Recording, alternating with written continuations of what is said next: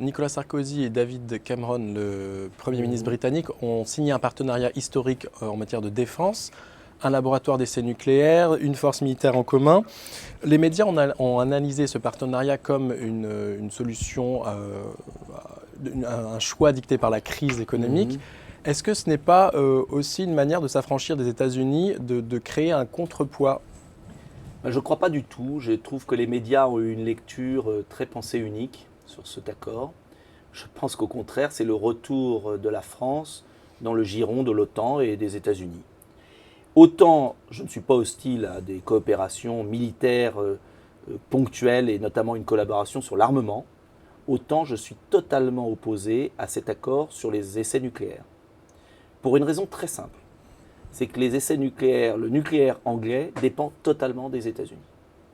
Le nucléaire français, grâce au général de Gaulle et à tous les présidents de la République, même François Mitterrand, a toujours été totalement indépendant. Et c'est cette indépendance qui nous a permis, notamment sur le conflit en Irak, de dire un gros mot à nos amis américains. Donc au final, disant, cet accord, c'est un rapprochement déguisé. C'est la suite logique de la vision américaine du président de la République. Retour dans l'OTAN, envoi de troupes en Afghanistan, accord nucléaire. Et si demain, dans 10 ans par exemple, la France dépend de la technologie américaine pour le nucléaire, croyez-moi, s'il y a un nouvel Irak, l'ambassadeur américain en France dira au président de la République, votre bombe, ah bah attendez, moi je coupe le robinet, et vous verrez qu'à ce moment-là il obéira. Mais pour Nicolas Sarkozy, ça ne le gêne pas, parce que lui, il aurait été en Irak. Donc en fait, il a et c'est là où j'ai un désaccord fondamental sur sa politique étrangère, pour lui, la France n'est pas indépendante, elle est dans le giron atlantique. C'est une hérésie politique, géopolitique au XXIe siècle. Vous auriez préféré un accord avec l'Allemagne, par exemple ? Non, la force de dissuasion nucléaire doit rester autonome, totalement autonome. On ne peut compter que sur soi dans la vie.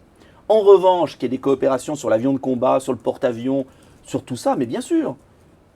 Mais je vous ferai remarquer que les Anglais achètent que des matériels américains. Hein. Donc, relativisons. C'est un accord qui sert, là aussi, le showbiz mutuel, avec un danger sur le nucléaire. Sur le reste, c'est pas gênant.